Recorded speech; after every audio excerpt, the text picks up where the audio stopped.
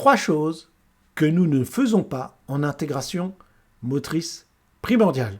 Évidemment, on va parler des 3 choses qu'on ne fait pas en intégration motrice primordiale, et puis après, je vous dirai qu'est-ce qu'on fait en intégration motrice primordiale.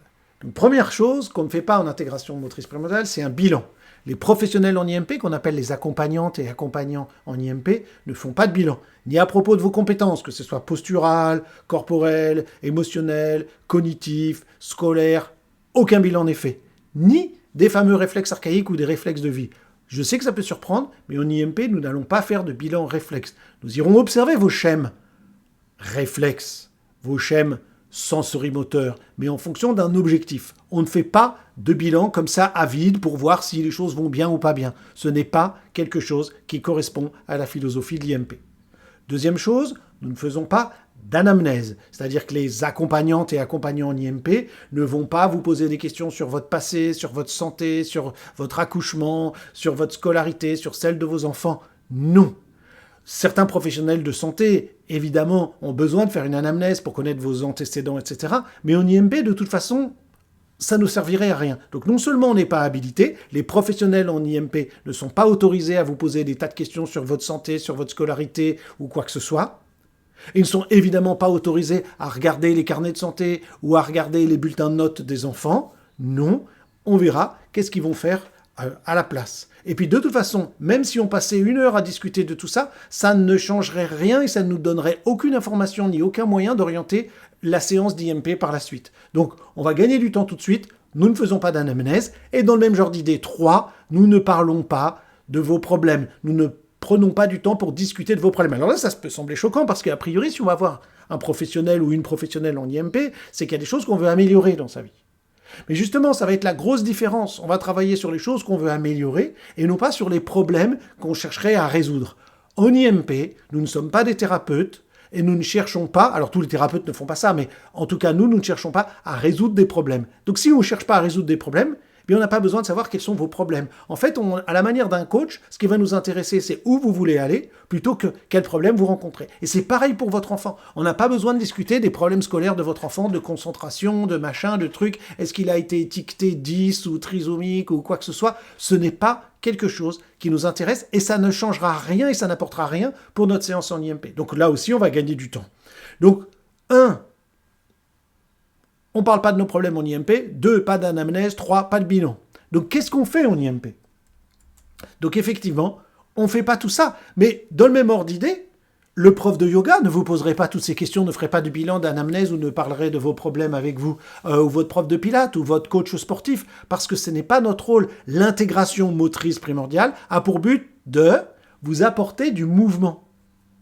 Donc à ce titre-là, ce qui va nous importer, c'est qu'est-ce que vous souhaitez obtenir. Donc qu'est-ce qu'on va faire en IMP? Première chose, on va fixer un objectif, on va se donner une direction. Quelles compétences je veux améliorer? Cet objectif va être positif, actif, clair et enthousiasmant, énergisant. C'est une direction dans laquelle je veux aller. C'est valable pour un adulte, c'est valable pour une personne âgée, c'est valable pour un enfant, c'est valable pour tout le monde. Qu'est-ce que je veux chercher à améliorer? Courir plus vite? Sauter plus haut, ça c'est pour des activités motrices, lire, écrire, me concentrer, aller discuter avec mon patron pour lui dire qu'il y a des choses qui vont pas au boulot. Qu'est-ce que je veux développer? Quelles compétences je veux développer?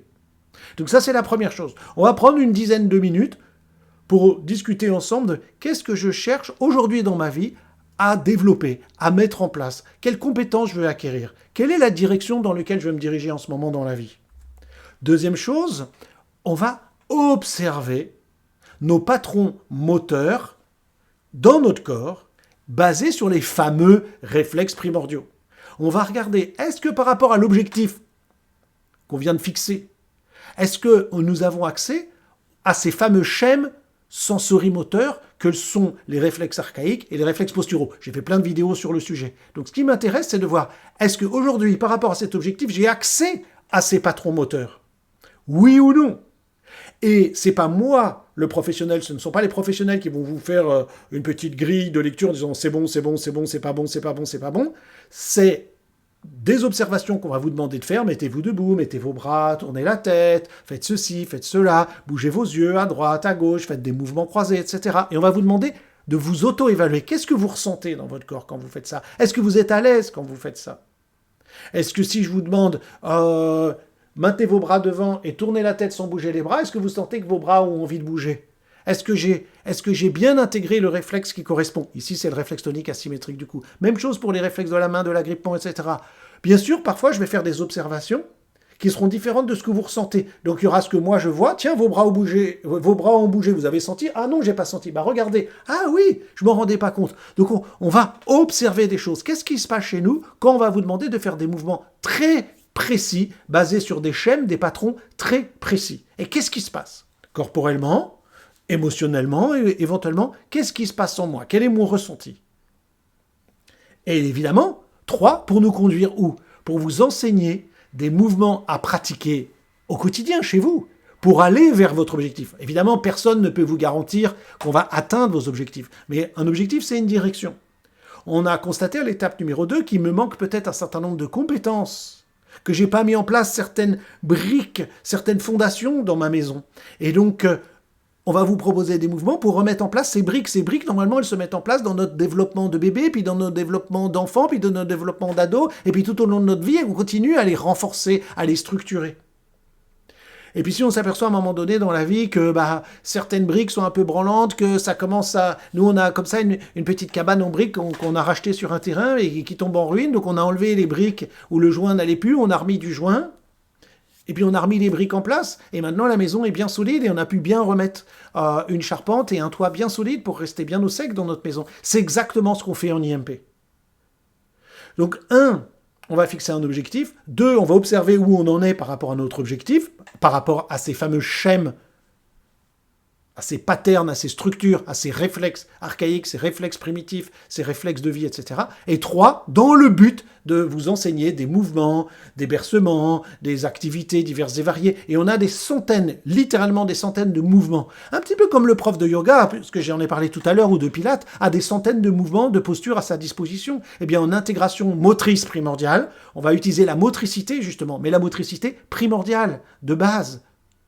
Voilà ce qu'on fait en IMP. Donc en IMP, il y a des formations pour les professionnels ou pour les gens qui veulent faire de la reconversion professionnelle. On a des ateliers qui sont proposés dans toute la France et des séances individuelles. J'espère que vous en savez un peu plus maintenant sur ce que nous ne faisons pas et sur ce que nous faisons en intégration motrice primordiale.